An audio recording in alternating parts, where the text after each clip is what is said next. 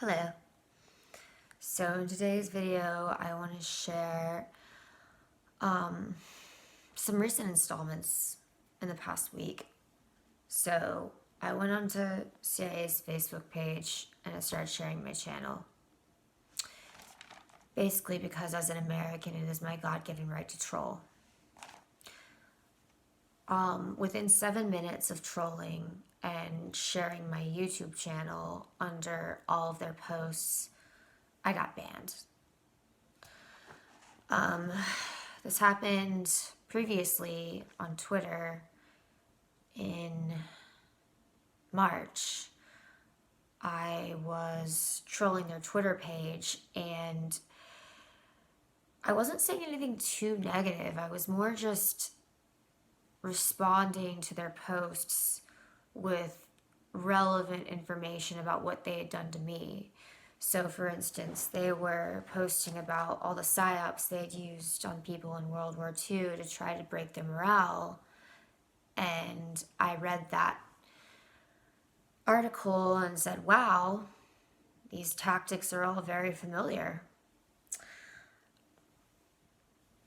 Things like that, nothing too crazy. And I mean, there were a lot of other crazy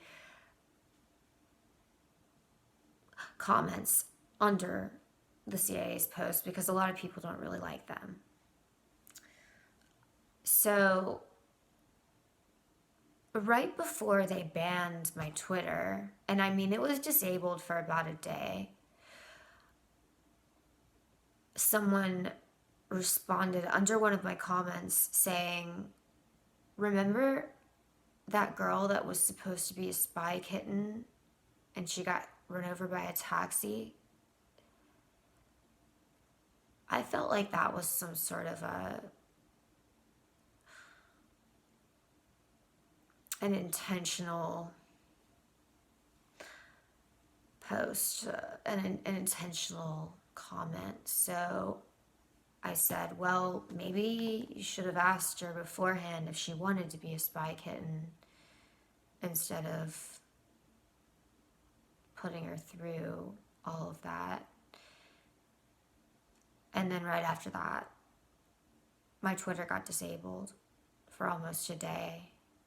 I have no idea why. I wasn't threatening. I wasn't saying anything angry or vulgar. I was simply saying, this seems familiar. Or just, commenting in response to their posts, but nothing crazy. And I didn't expect anyone to be reading it. Although, naturally they'd been doing this to me the entire time. Anyway, I found that interesting. So, yeah, I found it really interesting that a week ago I got banned from the CIA's Facebook for posting my YouTube channel.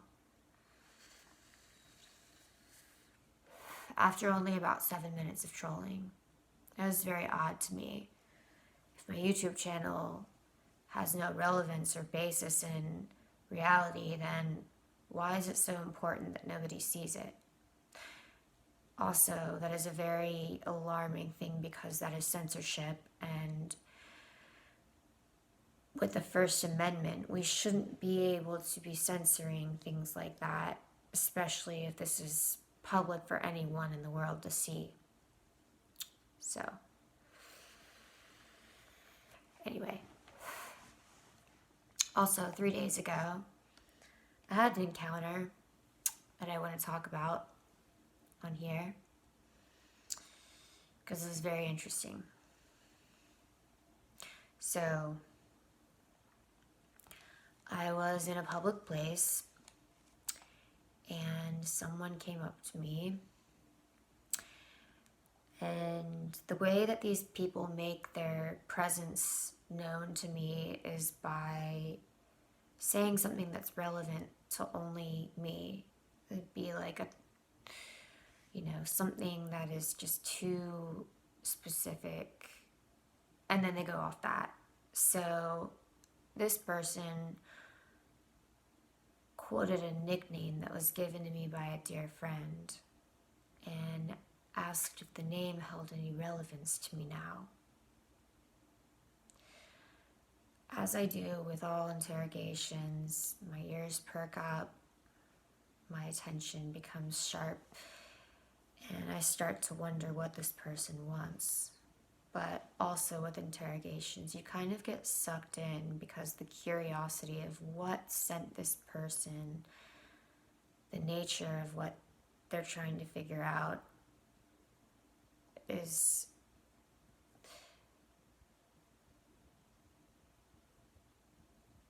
such an important thing to figure out that you almost don't want to disengage because you want to find out what they want. So there is that curiosity that just lingers, that even though this person just quoted your text message, or in this example, a nickname from a very important person in my life, I did not think to disengage because I wanted to know what this person wanted. So, yeah.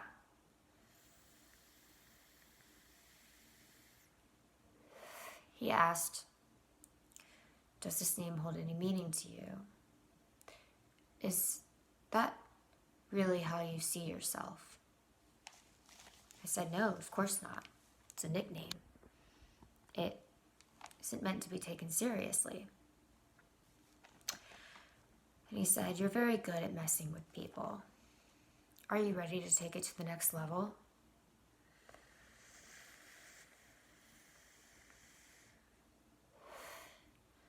Just like my friend who turned down the NSA after they burned and stabbed him, why would I want to give my abusers, who mentally, emotionally, psychologically tortured me, traumatized me in various ways, repeatedly, why would I want to do anything for them after all of that? Now, I'm assuming that they think that because they've put me in a place where I've been going to therapy and it's been hard to function, that I'm somewhat vulnerable and in need of a new job.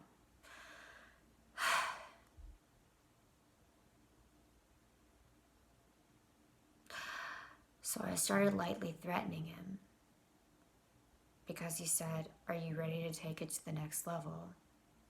After he said, "You're really good at messing with people. Are you ready to take it to the next level?" I started lightly threatening him. And he said, "Well, nobody knows I'm here." And I said, "Well, I know you're here."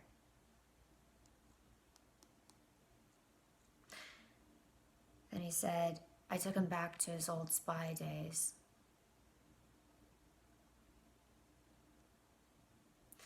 That didn't sit well with me, so I threatened him again and told him he better leave. He said, "Well, I can take you to the next level." Of course, I don't think he was expecting a positive response from that. So I watched him walk away.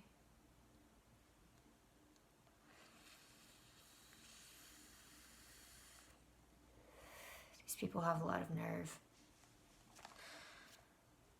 Later on, I asked a friend who used to interrogate for a living what this interaction could possibly have meant. He said the only thing it could have meant is that they're trying to scare me into becoming non-functional.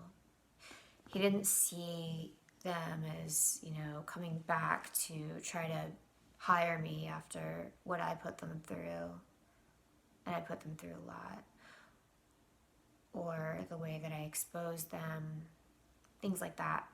He didn't see them coming back specifically for me. What he saw was them coming back to trigger me into the state of mind that I was in a year ago when this was going on nonstop. And I was curled up on the floor, praying every day, things like that. It's a horrible position for anyone's government to put any citizen in, and you would never expect that to happen here in America. I keep playing with my hair, I'm sorry, it's a nervous habit. So anyway, he said that their logic and the way that these companies operate after putting a lot of resources into a person, and they must have put a lot of resources into me, even though they were government funds and I guess tax money and whatnot. I mean, they followed me to multiple states and aggressively harassed me. So yeah, their logic is that I'm not a person, I'm an object, and if they can't have me, no one can. So anyway, that's just the inhumane way that these people think, and they don't operate off the Constitution. And so then when you threaten them with that, they don't get scared, because with technology now, government agencies are becoming so tyrannical that they can pretty much scoot around things like, congressional oversight and whatnot, and just do what they want. They don't really have any rules. So anyway, today I just want to go into how all of this came about in my life personally, and how it started to unfold for some of my other friends. The one in Albania went through a similar circumstance. He was being investigated. I don't know if what happened to me started off as an investigation or a recruitment. I'm not sure which it was first, but it seemed to be that both things were happening at the same time.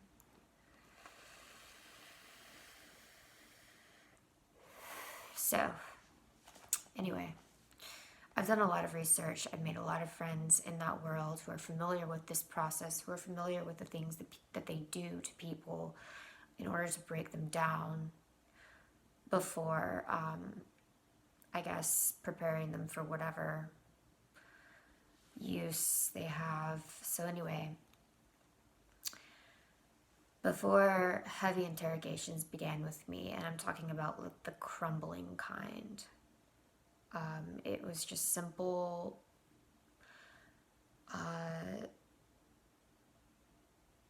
simple interactions. This is called infiltrating your circle. So what they do is they find out where you hang out at. They befriend the staff at those places so they can get an idea of how the place is run, what kind of people go in there, what your position is at that place as far as how people view you, how the staff views you. Do you tip well? Do you interact with the other patrons well? What are your typical habits? What are your typical spending habits? What is your favorite drink order? Things like that. They get to know as much as they can about you from afar before going in and actually interacting and engaging. So they will observe you for a while before they actually start to engage. And when they engage, they come at you from a more familiar, comfortable approach, because they at this point know how you are comfortable with being approached and things like that, of that nature. The kind of people that you talk to, the kind of interactions that you have, the length of time that you spend during an interaction, even your body language, your posture, your social identity. They find out your social personality. Okay. They find out your work personality. They find out your private personality, how you interact with your best friends and your family. They find out all these things about you before they start interacting. They get close to your coworkers without you even knowing it, of course. They follow your bank statements, they read your text messages, they find out your daily routine and your daily patterns. Then they start to approach you in your daily life, during your daily routine, and observe you while you're off guard. They see your routine habits. So for me, when the actual engagement started, they were just weird random people trying to get close to me. They wanted to be my best friend right away. Very smiley, very cheery, very abnormal. Okay? These people never said no. So I would test them creatively, repeatedly. This continued throughout the entire process. They always said yes to everything, to things that I knew for a fact that nobody else would say yes to. Like, oh, let's go to a graveyard right now at 3 a.m. You know, most people would be like, why? They'd be like, okay. Or let's go to this sketchy part of town right now and walk around. Then they'd be like, haha, okay. You know, or let's go walk around Central Park at 3 a.m. and observe the bums. Okay, I'll follow you. You know, like things like that. They didn't know it, but those were ways that I was testing them to see, because I had been observing these interactions for a while, to see if they were one of those people that fell into that same typical pattern of just kind of quietly like watching me, right? They asked a lot of analytical questions, such as, you know, what do you like the most about your best friends? Or who's your favorite sibling? What did you like most about growing up? What did you like most about where you grew up? What do you look for in a friend, in a best friend? Things like that.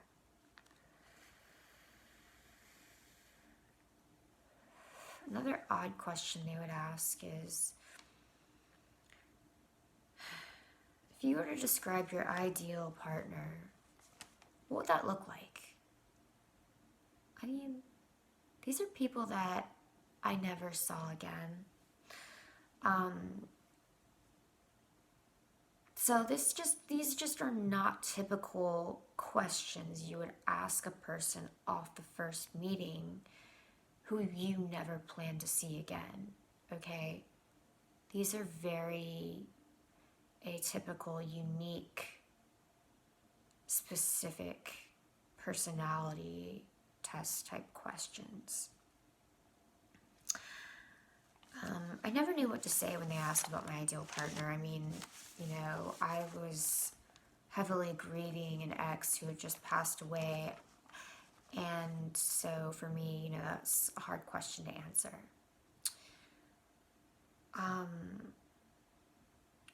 They typically had jobs in data science or some type of tech job. And a lot of them from the beginning, and I'm talking about the beginning interactions before the painful interrogations came on. A lot of these people were from San Francisco. I don't know, not all of them, but that was a commonality of this specific group that I was beginning to identify. And this is before anyone had told me anything. This is before I had told my friend in intelligence about the interrogations. I just, you know, was noticing this pattern for myself and sort of picking it out and then telling my best friends about it. And they were like, that's really weird. So by October of 2017, this type of interaction, the harmless, analytical, just, you know, casual observer, friend type had emerged. This pattern had emerged enough by 2017 in October for me to silently start expecting it. And in Boston, I made a trip to Boston during that period. And sure enough, it happened one night. I remember texting my best friend saying, I feel like something weird might happen tonight. So let's just see. And she was like, okay, we'll see. So I'm sitting at a bar and my phone kept dying. It was really weird. It just kept dying. I mean, there was no reason why it kept dying. Every 30 minutes I would had to charge it. It kept dying. So stop in a bar. As I'm charging it at the bar, a guy randomly sits down next to me. Okay, a guy randomly sits down next to me and pulls out a book. It's a very noisy bar. I'm thinking, okay, that's weird. Whatever. I just keep watching him as he interacts with the bartender and makes a very friendly introduction with her, shakes her hand, establishes some type of credibility with the stranger.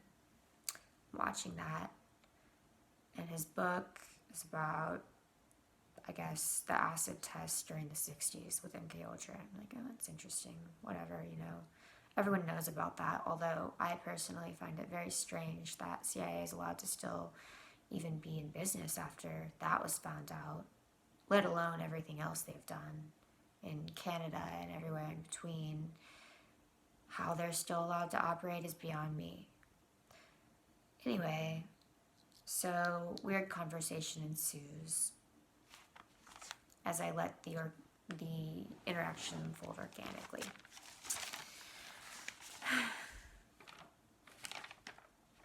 I figure this just seems a little suspect. Pretty soon, I'm getting weird facts out of him and drawing a lot of similarities in the styles of engagement with previous encounters. He was unknowingly checking off a long list. I was texting my friend as this was happening because my phone was semi-charged by this time. She thought it was very strange, but I was like, I don't know. I mean, I'm not quite sure, but I'm pretty sure this is one of them. He was from San Francisco, had a tech job, was in Boston for whatever reason with his job or something like that. I don't know. It was weird to me. He had multiple citizenships, this and that, wanted to know about my family. It was odd. So then by the end of it, he asked for a kiss, which was also odd. And just as a final test, I pulled out a knife on him to see how he would react. Because these people are generally trained to professionally react to things like when a knife or a weapon is pulled on them. He reacted professionally, put his hands up, backed away, and then says, well, I'm just gonna go over into this other room now, and you're welcome to come join me. It's like, okay, that's really odd. He didn't deny it. Okay, so yeah, he didn't get weirded out or anything. He just calmly took it. It was very odd.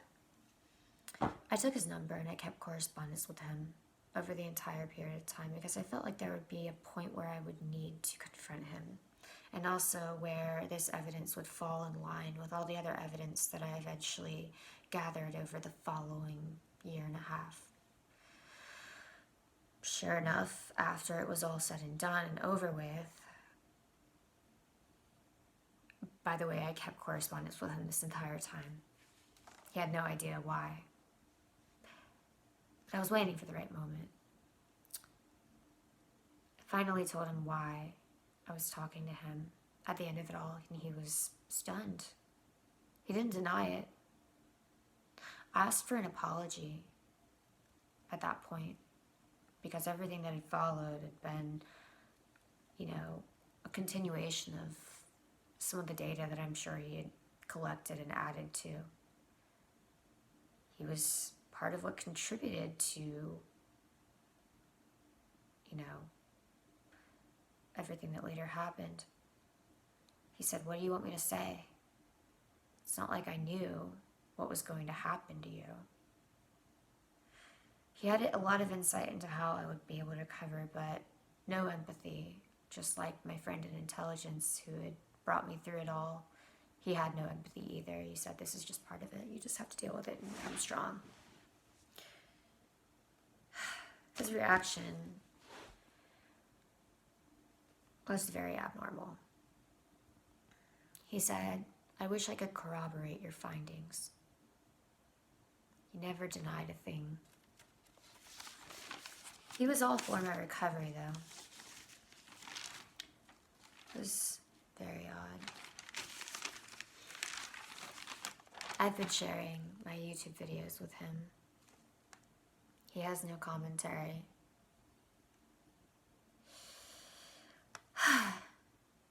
And that is a story of a spy that I successfully caught, ambushed with my findings later on. And I didn't exactly get him to admit, but he was unable to deny it.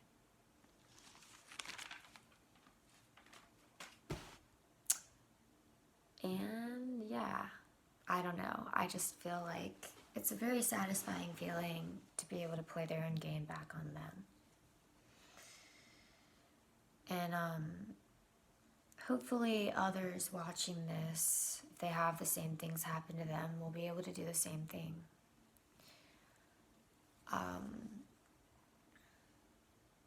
Yeah, that's a story I just wanted to share with you guys tonight. And hopefully give insight into how to figure out if you're being investigated or followed by some of the things that I stated in this video. That's all I have for right now. I hope everyone's having a wonderful week. More to come. До свидания.